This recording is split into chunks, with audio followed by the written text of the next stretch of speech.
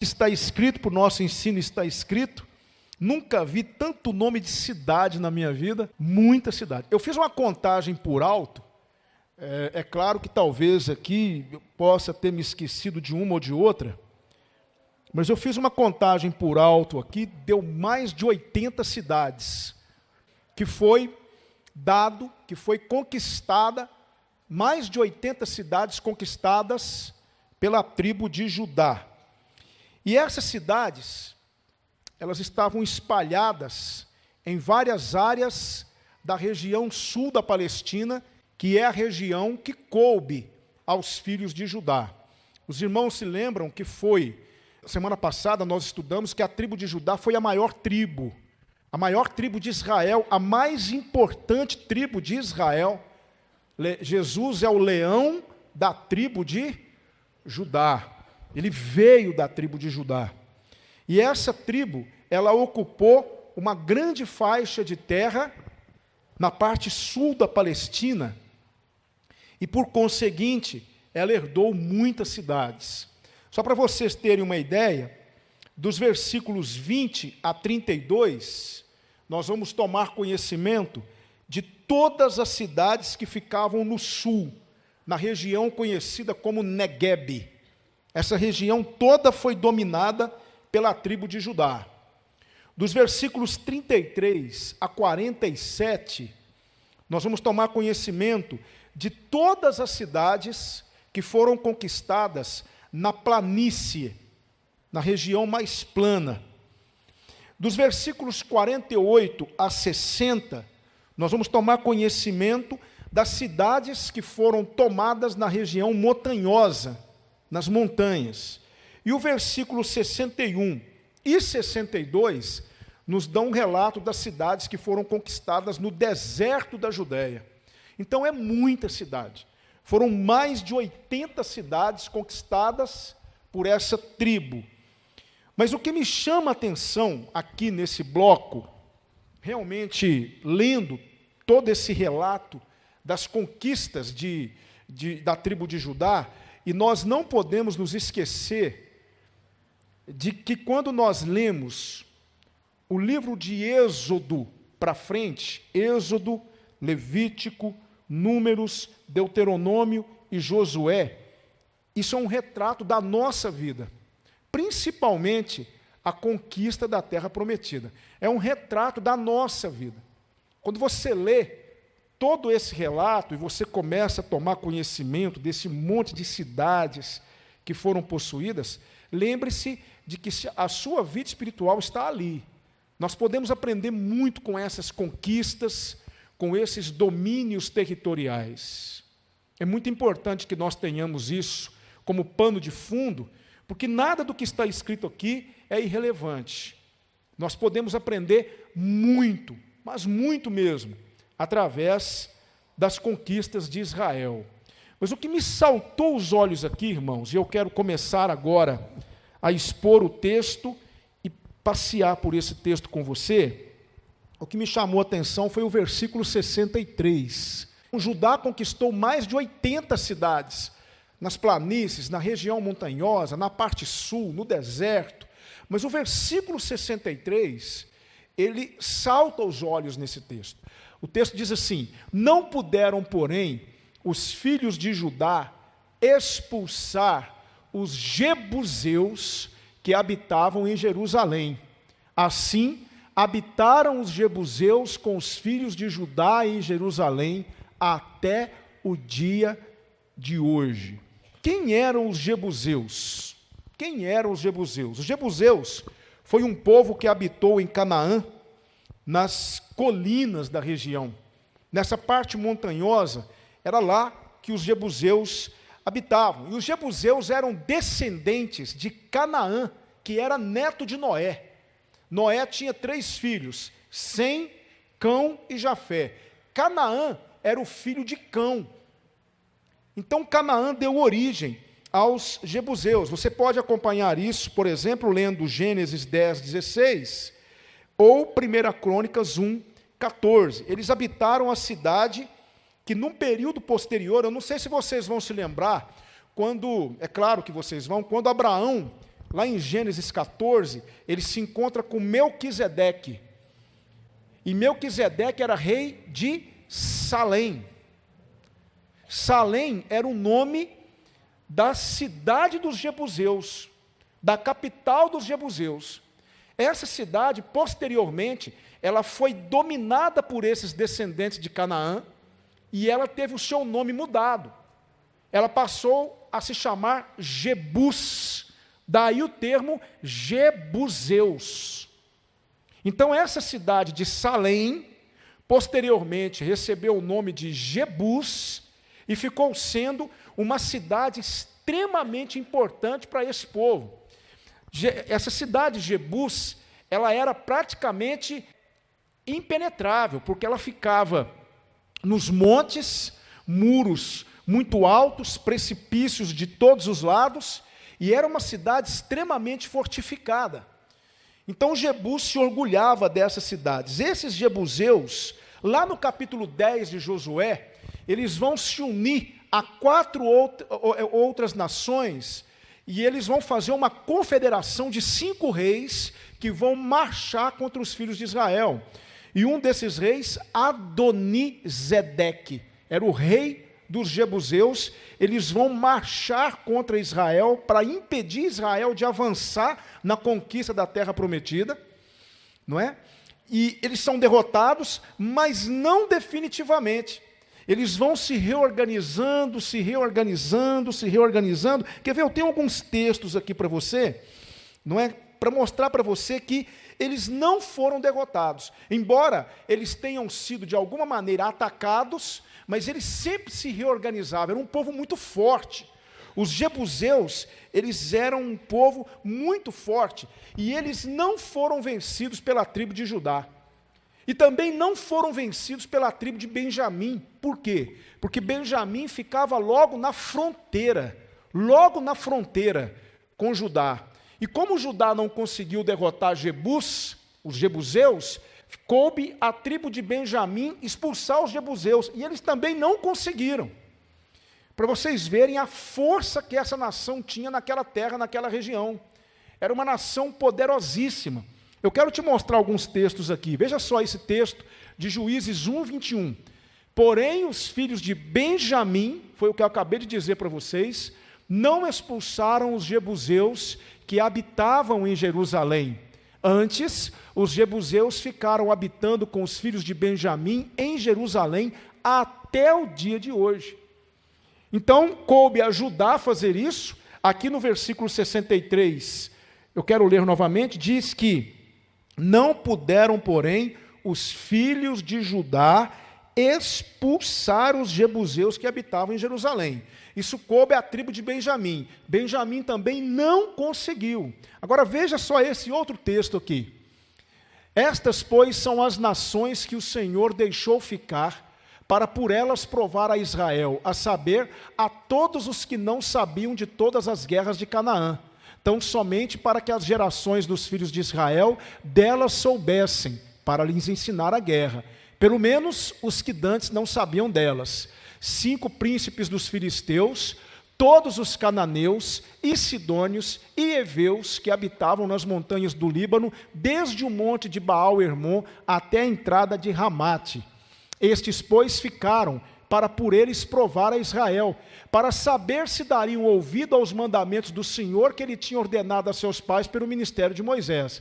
Agora preste atenção no que esses jebuseus fizeram. Habitando, pois, os filhos de Israel no meio dos cananeus, heteus, amorreus, perizeus, heveus e jebuseus, tomaram de suas filhas para si por mulheres, e deram as suas filhas aos filhos deles, e serviram aos seus deuses, e os filhos de Israel fizeram o que era mal aos olhos do Senhor, e se esqueceram do Senhor seu Deus, e serviram aos Baalins e a Astarote. É o que está lá em Juízes 3, de 1 a 7. Então observe que esse povo deu muito trabalho para Israel, não conseguiu ser expulso, eles não foram expulsos pela tribo de Judá, não foram expulsos pela tribo de Benjamim. Deus permitiu que eles ficassem na terra, e esse povo deu muito trabalho para os filhos de Israel, a ponto de provocar uma miscigenação, Houve uma mistura de gente nessa nação. Uma mistura de gente. E agora eu quero que você saiba desse dado. Preste atenção. 400 anos depois, é que os jebuseus foram vencidos. Sabe por quem? Pelo rei Davi. Davi foi o rei que conseguiu derrotar definitivamente os jebuseus. Olha só o texto. 2 Samuel 5, 6-9. E partiu o rei com seus homens a Jerusalém. Jerusalém é o quê? É o nome que foi dado no lugar de Jebus. Davi restaurou o antigo nome da cidade, que era a cidade de Melquisedeque. Veja só o que Davi fez. Contra os jebuseus que habitavam naquela terra. E falaram a Davi dizendo, não entrarás aqui, pois os cegos e os coxos te repelirão. Querendo dizer, não entrará Davi aqui. Porém, Davi tomou a fortaleza de Sião. Esta é a cidade de Davi. Porque Davi disse naquele dia, qualquer que ferir aos jebuseus, suba ao canal e fira aos coxos e aos cegos, a quem a alma de Davi odeia. Por isso se diz, nem cego nem coxo entrará nessa casa. Assim habitou Davi na fortaleza e a chamou a cidade de Davi. E Davi foi edificando em redor desde Milo para dentro. Foi o único que conseguiu derrotar os jebuseus, mas 400 anos depois,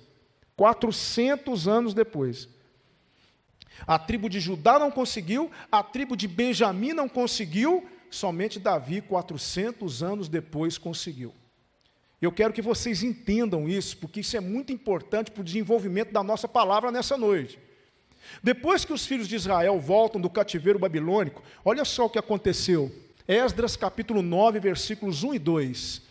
Acabadas, pois, essas coisas, chegaram-se a mim os príncipes, dizendo, o povo de Israel, os sacerdotes, os levitas, não se têm separado dos povos dessas terras, seguindo as abominações dos cananeus, dos heteus, perizeus, olha quem está ali, jebuseus, amonitas, moabitas, egípcios e amorreus, porque tomaram das suas filhas para si e para seus filhos, e assim se misturou a linhagem santa com os povos dessas terras, e até os príncipes e magistrados foram os primeiros nessa transgressão. Quando o povo de Israel voltou do cativeiro, muitos que ficaram naquela terra, Esdras, depois que trouxe muitos de Babilônia, se misturaram com aqueles povos que eram descendentes dos jebuseus, e mais uma vez os jebuseus estavam dando trabalho para Israel.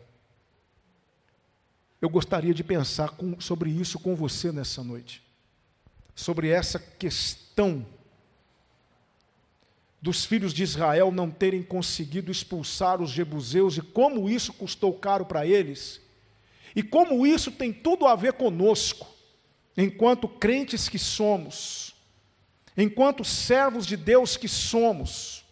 Como isso tem a ver conosco, irmãos? Talvez você esteja se perguntando, pastor, muito nome de cidade, o que é que nós podemos extrair? Eu extraí aqui 3 lições, 3 aplicações para a nossa vida, que eu quero compartilhar com você. Eu quero que você abra o coração, porque o Senhor vai falar conosco hoje algumas questões muito desafiadoras. E eu quero que nós saiamos por aquela porta gratos ao Senhor por ter falado conosco e desejosos de mudar o que precisa ser mudado. Primeira coisa que eu aprendi aqui, que eu quero compartilhar com você é isso. Não adianta conquistarmos muito se não conquistarmos o principal. O que adiantou Israel, no caso, a tribo de Judá, conquistar as cidades das planícies, conquistar as cidades montanhosas, conquistar as cidades do deserto, conquistar as cidades ao sul da terra, se eles não conquistaram a cidade principal, não dominaram o povo principal, que eram os jebuseus? O que adiantou? Deixar os jebuseus ficarem morando na terra com eles? Não adiantou absolutamente nada. Por isso eu quero dizer uma coisa para você, querido, e eu quero que você preste bastante atenção. Não adianta você estar na igreja, Não adianta você entregar uma oferta volumosa nesse gasofilácio. Não adianta você participar de todas as atividades da igreja. Não adianta você ser diligente na igreja, se você não é capaz de expulsar esse jebuseu que mora na sua vida. Aprenda uma coisa, existe uma batalha que Deus quer que eu trave. É a minha batalha. Você pode fazer tudo. Com Deus é tudo ou nada. Não adianta você viver na superficialidade, você tem que ir lá. Esse jebuseu que habita no seu coração, que tem morado no seu coração, você precisa expulsar esse jebuseu da sua vida, senão você não vai conseguir possuir tudo que o Senhor tem para você. E Deus tem muito para nós. Muito. Não é pouco, muito. Deus quer que eu alce as maiores alturas. Deus quer que nós alcemos as maiores alturas com Ele. Deus quer que nós cheguemos no ponto máximo com Ele. Mas se eu não travar essa batalha pessoal contra esse jebuseu que muitas vezes está aqui, arraigado no meu coração, morando no meu coração há muito tempo, não vai funcionar. Por isso eu repito, o que adianta conquistar muito se nós não conquistamos o principal? Irmãos, vamos ser bem sinceros. Com o passar do tempo, nós vamos caminhando com Jesus, vamos vencendo uma batalha aqui, vamos vencendo uma batalha ali, mas nós vamos permitindo que algumas coisas vão se estabelecendo na nossa vida, e isso é muito perigoso. Existem alguns jebuseus, eu fiz uma listagem aqui, e eu queria pensar com vocês sobre alguns desses jebuseus que vão morando no nosso coração, que vão se estabelecendo na nossa vida. Eu queria pensar com você sobre alguns deles. E talvez você tenha um deles no seu coração, ou talvez você tenha até mais. Por exemplo, existe um jebuseu chamado medo. Às vezes nós temos medo de nos posicionar, medo de bater o pé e dizer não, medo de realmente confrontar alguém no seu erro, por medo de perder a amizade. Às vezes nós temos medo de perder o nosso emprego, porque nós não concordamos com uma determinada situação, mas se eu abrir a boca eu perco o emprego, então eu tenho medo. Sabia que isso pode ser um jebuseu que vai morando no nosso coração e vai se estabelecendo no coração, e esse jebuseu pode prejudicar você? Às vezes nós temos que ter coragem. Às vezes nós temos que ter coragem para dizer não, nós temos que ter coragem para dizer está errado. Nós temos que ter coragem para chamar a pessoa num cantinho e dizer assim: você está agindo errado, querido, pare de fazer isso, porque você está prejudicando a si mesmo, está prejudicando o corpo de Cristo. Mas muitas vezes nós temos medo. Por que será que os filhos de Judá não puderam expulsar os jebuseus? Não vem essa dúvida no seu coração, não. Por que será? Talvez porque tiveram medo.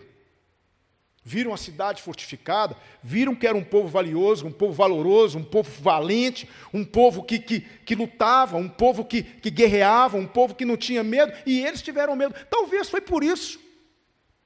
E muitas vezes nós também estamos dominados pelo medo, e precisamos nos preocupar com isso, porque o medo é prejudicial para o nosso relacionamento com Deus, querido.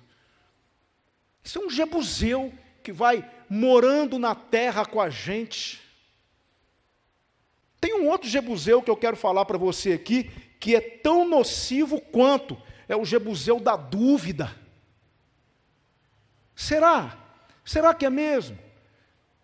Eu já estou há tanto tempo na igreja, não acontece nada de novo comigo. Será que isso funciona mesmo? Será que isso é verdade? Será que isso que o pastor tem pregado aí, semana após semana, é de fato o que ele diz ser? Por que as coisas não acontecem comigo? Será que Deus me ama mesmo? Será que Deus está atento às minhas necessidades mesmo? O que será que está acontecendo? Deus me esqueceu. Eu creio que Deus, ele tem olhado para todos, mas não tem olhado para mim. Sabe o que é isso? Jebuseu. Que vai ficando aqui no coração. E esse jebuseu te tira da presença de Deus, sabia disso? Por isso que você tem que expulsar esse jebuseu da sua terra. O que adianta? Você conquistar tudo, mas no fundo, no fundo, no fundo você não crê e duvida do Senhor. Existe um outro jebuseu terrível, terrível, que eu quero pensar com você. Sabe qual é, irmão? É o jebuseu chamado normalidade. Esse talvez seja o pior deles. Sabe o que o jebuseu da normalidade faz? Ele passa a colocar na sua cabeça que tudo é normal. Tudo é normal. Eu trouxe algumas imagens aqui para tentar fazer com que você perceba o que eu estou dizendo. Veja só o que esse jebuseu, chamado normalidade, tem feito na igreja de Cristo. Veja só, eu tenho algumas imagens aqui. Esse bloco de carnaval aí desfila, mas esse aqui é uma igreja que todo ano sai na avenida com trio elétrico e tudo. E como está na mídia, eu vou falar o nome. Sou cheio de amor. E vai para a avenida com o pretexto de que vão evangelizar. Sabe o que é isso, irmão? Sabe o que é isso, igreja? Jebuseu da normalidade. Hoje isso é normal. É normal. Quer ver outro? Veja esse aqui. Festa Caipira Gospel. Tem uma igreja, não vou falar o nome, mas tem uma igreja que fez a festa, né? Os nossos amigos católicos, eles têm a festa chamada Festa de São João, não é? Essa igreja fez a festa de São João. Venha para a festa de São João. Festa Caipira Gospel. O que é isso, querido? Normal. O mundo é assim mesmo, pastor. As coisas mudaram. Entende? É o jebuseu da normalidade tomando conta do povo, tomando conta dos corações. Veja só isso aqui, querido. Balada gospel. Eu vi o programa, chama Gospel Mix. Balada gospel. Muitos jovens que se dizem cristãos estão aí. Balada gospel, inscreva-se. Aquelas músicas características, sabe? Com tudo que se tem direito. Você olha, você não percebe que aquilo ali tem cristão no meio. É idêntica a uma balada mundana. Mas eles dizem que é balada gospel. As músicas são de teor cristão. E ali eles dançam, eles paqueram, eles fazem tudo que se faz numa balada, mas com respeito, porque nós somos cristãos. Aí eu pergunto para você, é ou não é perigoso esse jebuseu? O jebuseu da normalidade. Pode tudo. Vamos ver mais, irmão. Desfile de moda na igreja. Fizeram na plataforma, fizeram uma passarela e as irmãs vêm desfilar na igreja. Deixa eu falar uma coisa para você. Você não precisa disso para mostrar a sua beleza, irmã. Mas o que é isso aqui? Jebuseu da normalidade. Tudo normal. Não, pastor, pode? É tudo normal. O que é isso, pastor? Veja isso aqui. MMA Gospel. Você acha que eu estou brincando? Isso aqui é uma igreja. E no meio montaram um ringue de MMA. E ali vão entrar dois irmãos em Cristo, e um vai dar soco no outro. E na maioria das vezes o juiz é o pastor. Irmãos, posso dizer uma coisa para vocês? Não é para rir não, é para chorar. MMA Gospel. Deixa eu ver se tem mais alguma coisa aqui. Acho que não. Tem não. é o Jebuseu da normalidade. Tudo pode, é tudo normal. Hoje os nossos jovens, muitos jovens, estão aí, tendo relações sexuais antes do casamento, e você vai falar com eles, não, pastor, nós nos amamos, isso é amor. Pastor, os tempos hoje estão assim, nós temos que entender a cabeça dos nossos jovens. Pastor, isso é normal, isso é amor. Bom, chame você do que você quiser, mas na minha Bíblia isso se chama fornicação. Isso se chama fornicação. Hoje, pasmem, deixa eu falar uma coisa para vocês. Eu estou falando aqui para vocês de coisa que eu sei. Fatos que chegaram para mim, irmãos, e que me fizeram chorar. Casais cristãos, casados, lavados e remidos no sangue de Jesus, que tem sobre si o nome do Altíssimo, pegam o seu dinheiro, o dinheiro que Deus deu, porque lá em Tiago 1,17 diz o quê? Toda boa dádiva e todo dom perfeito vem do alto, descendo do Pai das luzes, em quem não há mudança, nem sombra de variação. Então o dinheiro que nós recebemos no final do mês é de quem? É de Deus. Quantos casais cristãos pegam o dinheiro de Deus e vão gastar o dinheiro de Deus numa casa de prostituição chamada motel? Deitar numa cama que horas antes um homem foi trair a esposa foi trair o marido. Um casal de homossexuais foi lá cometer o seu ato. Aí eu me lembro do que diz Hebreus, capítulo 10, versículo 4. O que Hebreus 10, 4 diz? Venerado seja entre todos o matrimônio e o leito sem mácula. O que esse texto quer dizer? Você tem que ter a sua intimidade com a sua esposa num leito puro, abençoado por Deus, não num leito maculado de um motel, mas acredite, hoje isso é normal. Isso é absolutamente normal. Jebuseu da normalidade. Meus irmãos, deixa eu falar uma coisa para vocês aqui. Eu já falei isso algumas vezes, não é segredo para ninguém. Eu vou viver a minha vida inteira discordando disso. Eu não tenho como proibir, porque a palavra de Deus não me dá base para dizer é proibido, eu sei que não. Mas, irmãos, eu acho extremamente nocivo para o Evangelho o cristão ingerir bebida alcoólica. Eu entendo dessa maneira. A palavra de Deus diz assim, não olhes para o vinho quando ele se mostra vermelho, no fim picará como a cobra. A palavra de Deus diz assim, a bebida forte é alvoroçadora, o que por elas é vencido não é sábio. Diz ou não diz? Paulo vai dizer, não vos embriagueis com vinho. Ah, pastor, mas a palavra de Deus proíbe a embriaguez. Tudo bem.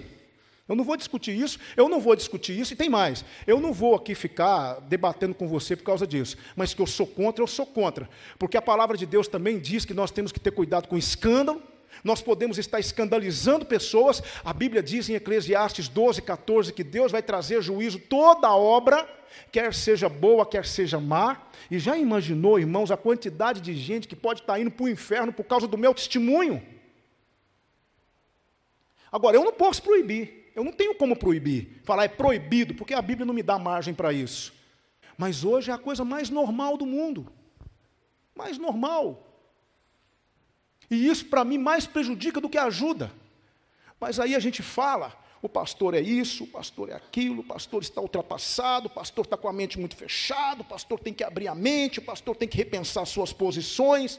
Meus irmãos, eu vejo hoje que nós temos que lidar com um Jebuseu que está presente na nossa vida, e enquanto nós não conquistarmos esse Jebuseu e expulsarmos esse Jebuseu do nosso coração, nós não vamos possuir aquilo que Deus tem para nós. Deus quer que você tome posse por completo. Mas hoje é tudo normal. Nós estamos vivendo na era da normalidade. É normal hoje um filho de Deus ir para uma festa mundana como um rodeio. É normal.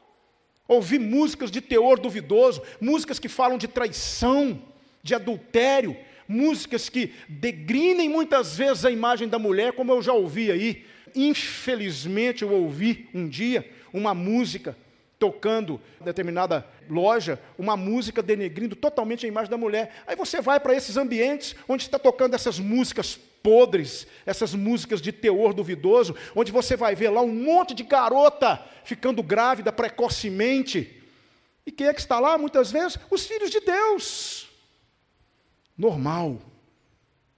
Esse Jebuseu é terrível. E se nós não expulsarmos esse Jebuseu do nosso coração, sabe o que vai acontecer, irmãos? Nós vamos fracassar. Assim como os filhos de Israel fracassaram e se misturaram com eles, e vocês viram o texto aqui de Juízes, capítulo 3. Tudo normal.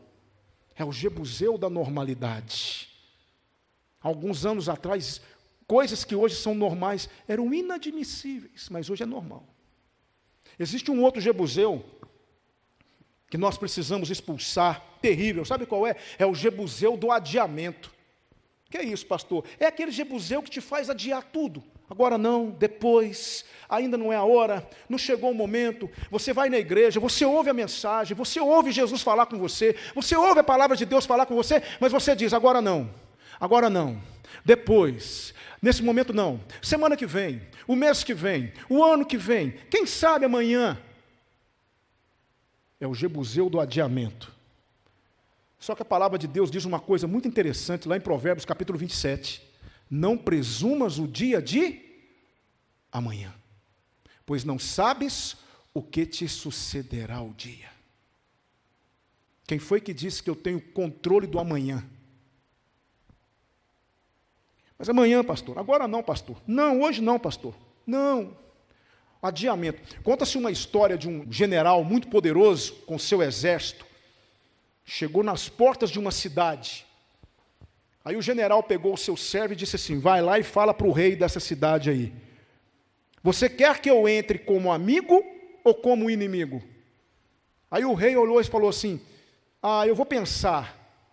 Não vou te dar a resposta agora não. Vou pensar primeiro, eu vou refletir, agora eu não vou te dar a resposta não. O rapaz saiu da cidade, foi lá no general e disse, general, ele disse que vai pensar.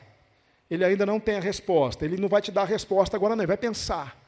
Aí o general mandou ele dizer assim, então tá bom, enquanto tu pensas, eu vou entrando como inimigo. Enquanto tu pensas, eu vou entrando como inimigo.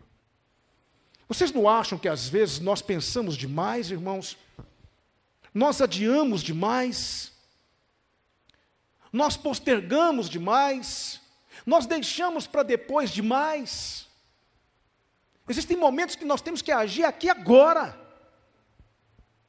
Não é para depois, é agora. É hoje. Veja só o que a palavra de Deus diz. A palavra de Deus nos diz em Hebreus capítulo 3, versículo 7 e 8. Hoje, quando ouvirdes a sua voz, não endureçais os vossos corações. Eu tenho certeza de que Deus está falando com irmãos aqui hoje. Tenho certeza. Ele está falando para vocês, mudem. Expulse esse Jebuseu da sua vida. Tem algum Jebuseu aí no seu coração que você insiste em manter na sua terra? Está na hora de você expulsar. É o Jebuseu da normalidade? Você está achando tudo muito normal? Expulsa esse Jebuseu. É o Jebuseu do adiamento? Então assuma um compromisso com Jesus hoje. Pare de deixar para depois. Eu aprendi uma segunda lição aqui, que eu quero compartilhar com você. É essa. Cuidado com os resquícios de pecado que ainda permanecem no coração. Eu falei para vocês que a tribo de Judá foi lá, tentou vencer os jebuseus, tentou massacrar os jebuseus, infringiu neles uma derrota. Essa derrota, ela não foi suficiente para acabar com eles de vez, eles se reorganizaram. Depois, mais uma vez, houve uma batalha, eles ficaram na terra, não conseguiram expulsar os jebuseus, e eles foram se reorganizando, e quando nós chegamos no versículo 63 de Josué capítulo 15, ali eles já estavam fortalecidos novamente, há muito tempo. Por quê? Porque Israel foi deixando resquícios de Jebuseu pelo caminho, e é isso que acontece conosco. Eu não sei se você está lutando contra um pecado na sua vida, mas eu vou te dar um conselho: lute, lute, lute, lute até você acabar com ele de vez. Não deixe resquícios de pecado. Sabe por quê? Porque ele cresce de novo. Ele se torna forte de novo. Às vezes você acha que venceu uma determinada batalha, mas lá está ele de pé de novo, mais vivo do que nunca. Não deixe de lutar. Enquanto você não vencer definitivamente esse pecado na sua vida, enquanto você não tiver a segurança de saber que esse pecado foi destruído por completo, porque se você ficar deixando resquíciozinhos de Jebuseu na sua vida, ele vai se reorganizar de novo e ele vai estar mais forte do que nunca. Eu listei aqui 10 motivos para você fazer isso. 10. Por que eu preciso, mais do que nunca, derrotar o pecado na minha vida? Por que eu preciso aniquilar esse pecado e não deixar resquícios de pecado no meu coração? Eu listei 10 razões, eu quero compartilhar com você. Primeira delas, porque um pequeno pecado leva a mais pecados. A palavra de Deus diz assim: um abismo chama outro abismo.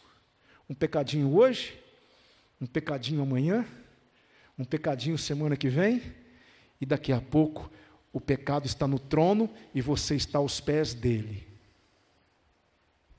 Uma outra razão, porque o meu pecado sempre me torna menor do que eu realmente poderia ser. Vocês concordam com isso, sim ou não? Pecado nunca te edifica, pecado nunca te engrandece, pecado te diminui. Veja essa outra. Porque o meu pecado me engana, fazendo-me acreditar que ganhei, quando na realidade eu perdi.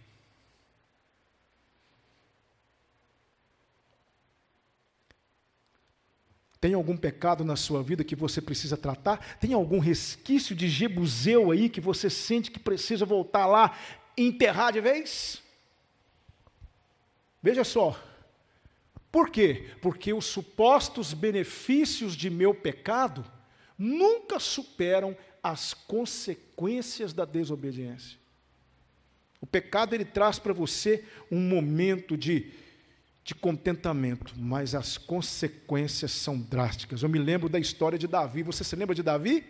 Davi no terraço, olhou lá para baixo, uma mulher bonita se banhando, ele chama a mulher, deita-se com ela engravida, ele manda chamar o marido dela do campo de batalha, faz de tudo para o marido dela ir para casa vê-la. Obviamente ele deduziu que ele ia matar a saudade dela, muito tempo que não havia. Depois ele colocaria aí essa responsabilidade nas costas do marido e diria que o filho era dele. Mas o homem tinha caráter, tinha integridade, não foi. Davi então manda uma carta para o capitão do exército para que colocasse Urias no lugar mais difícil da batalha para que ele morresse. Davi fez isso. Um momento de contentamento trouxe sérias consequências para Davi. Natã foi lá, confrontou Davi e falou: o Senhor perdoou o seu pecado, mas por que você deu motivo para que os inimigos do Senhor blasfemem? Escute, Davi, a espada nunca mais se afastará da sua casa. Você fez isso em oculto, outros farão isso à luz do dia. Aí vocês conhecem a história. O filho dele tem uma relação incestuosa com a própria irmã. Eles não eram irmãos por parte de mãe, mas por parte de pai, era sua meia-irmã, Tamar. Aminon tem uma relação incestuosa com ela, depois ela odeia, a enxota, ela fica humilhada. O irmão dela, por parte de mãe, Absalão, vai lá, mata Aminon, vai para o exílio, volta, se levanta contra o pai. Davi tem que fugir, aí Absalão é morto na batalha. Antes disso, ele havia deitado com as concubinas de Davi à luz do dia, na frente de todo mundo. Um homem que nunca mais teve sossego. Por quê? Porque ele ficou deixando resquícios na sua vida. Isso é muito perigoso. Tem uma outra razão. Porque o pecado é um prazer momentâneo em troca de uma perda eterna. Tem mais algumas aqui que eu quero compartilhar. Veja só, porque o meu pecado pode impedir que outros conheçam a Cristo. Isso é gravíssimo. Através de um pecado meu, alguém pode estar fechando a porta do coração para Jesus. E Deus vai me cobrar isso, irmão. Dá para imaginar isso? Eu fico pensando, meu Deus, dá para imaginar, querido, eu saber que alguém foi para o inferno por minha causa, por conta de um pecado que eu cometi?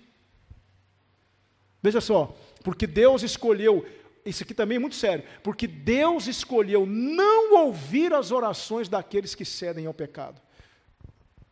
Enquanto você não vence o pecado na sua vida, saiba que Deus não está ouvindo as suas orações. Você está orando, e muitas vezes se pergunta, por que Deus não me ouve? Pode observar, deve ter pecado na sua vida, ou resquício de pecado no seu coração. Veja só, 8, porque o sofrer por causa do pecado não tem alegria nem recompensa, ao passo que sofrer por causa da justiça tem ambas as coisas. Não há nada melhor do que você sofrer por causa da justiça. Porque você foi fiel, porque você obedeceu. Agora, sofrer porque você foi infiel é merecido. 9, porque eu nunca sei por antecipação quão severa poderá ser a disciplina para o meu pecado. Todo pecado atrai a disciplina de Deus. E 10, eu deixei por último, mas não é menos importante, talvez o mais importante, porque eu prometi a Deus que Ele seria o Senhor da minha vida. Você fez essa promessa para o Senhor no dia que você se entregou para Ele? O Senhor vai ser o Senhor da minha vida. E aí, de repente, quem é que manda em você? O pecado, os resquícios, esses restinhos de Jebuseu que vão ficando no nosso coração. Israel foi deixando os Jebuseus se fortalecerem de novo, nunca conseguiu derrotá-los por completo. Meu querido irmão, aqui vai um conselho da palavra de Deus: acabe com o pecado na sua vida, lute com todas as suas forças, chore diante de Deus, ajoelhe-se diante de Deus. Se você tem a prática do jejum, jejue diante de Deus, clame a Deus, peça a Deus para ajudar você a acabar com esses resquícios de Jebuseu na sua vida, porque senão eles vão se levantar e eles vão vir contra você novamente. É muito sério isso, muito sério. E eu aprendi uma última lição, e aqui eu caminho para o final da minha exposição, algo seríssimo, que aconteceu com Judá e posteriormente com Israel. Deus deu àquela nação várias oportunidades para eles destruírem os jebuseus, e eles não fizeram isso. Então Deus permitiu que eles ficassem na terra e usou os jebuseus contra a própria nação. Sabia que Deus faz isso? Se Deus perceber que você não expulsa o pecado da sua vida, sabia que Deus pode usar esse pecado contra você? Por isso eu aprendi uma lição aqui. No exercício de sua soberania, Deus pode usar os jebuseus contra nós. Veja só esse texto de Romanos 1, 21 a 24. Porquanto, tendo conhecido a Deus, não glorificaram como Deus, nem lhe deram graças, antes em seus discursos se desvaneceram e o seu coração insensato se obscureceu, dizendo-se sábios, tornaram-se loucos e mudaram a glória do Deus incorruptível em semelhança da imagem de homem corruptível e de aves e de quadrúpedes e de répteis. Agora veja o versículo 24. Se não é o que eu acabei de dizer, por isso Deus os entregou às concupiscências de seus corações, à imundícia, para desonrarem seus corpos entre si. É como se Deus tivesse dito assim: vocês querem continuar pecando? Vocês querem continuar pecando? Então pequem. E não há castigo pior nesse mundo do que Deus soltar as cordas. Deus deixar você viver por conta e risco. Deus entregar você à própria sorte. Não há nada pior do que isso, irmão. Veja só, eu tenho mais alguns textos aqui. Êxodo 5, versículo 2. Veja só Faraó. Mas Faraó disse: quem é o Senhor, cuja voz eu ouvirei para deixar ir Israel? Não conheço o Senhor, nem tampouco deixarei ir Israel. O que Faraó fez aqui? Fechou o coração dele. endureceu o coração. Ah, é? Aí Deus, Faraó, é mesmo? Então, veja só o que Deus falou. Êxodo 7, 3, 4. Eu, porém, endurecerei o coração de Faraó e multiplicarei na terra do Egito os meus sinais e as minhas maravilhas. Faraó, pois, não vos ouvirá. E eu porei minha mão sobre o Egito e tirarei meus exércitos, meu povo, os filhos de Israel, da terra do Egito com grandes juízos. Se você ler o relato, você vê Faraó endurecendo o coração. Aí na próxima vez, quem é que endurece o coração de Faraó? É Deus, porque Deus faz isso. Deus é soberano e Ele faz o que Ele quiser. E se Ele vê que você não está se esforçando para vencer esse jebuseu na sua vida, Ele vai usar esse jebuseu contra você. Ele vai permitir que você seja dominado por Ele. Ele vai entregar você a sua própria sorte. Você quer isso, meu irmão? Será que isso é bom para nós? Será que nós queremos isso? Eu não. Eu sempre tenho orado a Deus nas minhas orações e eu tenho falado, Senhor, não me deixe ter paz se as coisas não estiverem bem entre eu e o Senhor. Eu quero sempre andar diante de Ti, mas se por alguma razão eu me desviar um pouquinho para a direita, eu me desviar um pouquinho para a esquerda, não me deixa ter paz, porque eu não quero ter paz longe de Ti. Por isso, meu querido irmão, tem algum pecado que você precisa expulsar da sua vida? Tem algum jebuseu que você precisa expulsar da sua vida? Então faça isso antes que o Senhor use esse jebuseu contra você. Deus faz isso. Eu quero que você reflita nessa passagem. Não puderam os filhos de Judá expulsar os jebuseus que habitavam no meio deles. E você, meu irmão? Para a glória de Deus, você tem conseguido expulsar os jebuseus do seu coração? Existe algum jebuseu na sua vida que você hoje reconhece diante de Deus e você fala assim, Senhor, está difícil demais expulsar esse jebuseu.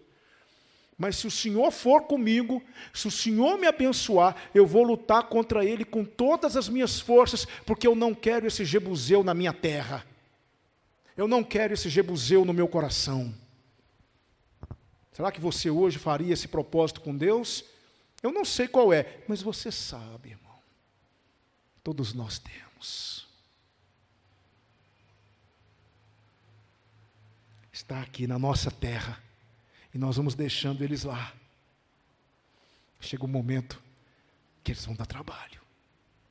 Tem algum jebuseu que você precisa expulsar hoje da sua vida? É o jebuseu do medo? É o jebuseu da normalidade? Meu irmão, seja normal. Deixe os outros falarem. Seja normal, irmãos. Nós somos anormais mesmo. Nós somos filhos de Deus, e filho de Deus é anormal. O apóstolo Paulo disse uma coisa muito interessante, lá em 1 Coríntios 1, 27 e 28. Ele disse assim, pois Deus escolheu as coisas loucas desse mundo, para confundir as que são sábias. Deus escolheu as coisas fracas desse mundo. Paulo está falando de quem? De nós. Para confundir as que são fortes. Deus escolheu as coisas vis desse mundo, e as desprezíveis, e as que não são, para confundir as que são. Sabe o que nós somos? Nós somos loucos, nós somos anormais, nós somos fracos aos olhos do mundo. Deixe que nos considerem assim. Quem sabe hoje você vai expulsar algum jebuseu da sua vida. Eu quero orar pela sua vida agora. Ó Deus Todo-Poderoso, os filhos de Judá não puderam expulsar os jebuseus daquela terra. Os filhos de Benjamim não puderam expulsar os jebuseus daquela terra.